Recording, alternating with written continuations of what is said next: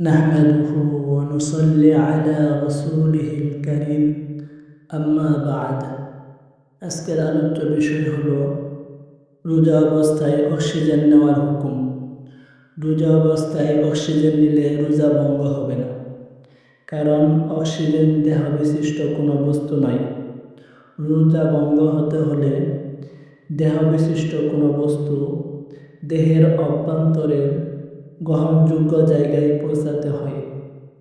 কিন্তু রোজা অবস্থায় ঔষধ মিশ্রিত অক্সিজেন ব্যবহার করলে রোজা নষ্ট হয়ে যাবে। রেফারেন্স: ফতোয়ায়ে উসমানিয়া, খণ্ড নম্বর 2, পৃষ্ঠা নম্বর 180। জাদিদ ফিকহি মাসাইল, খণ্ড নম্বর 1, পৃষ্ঠা নম্বর 188।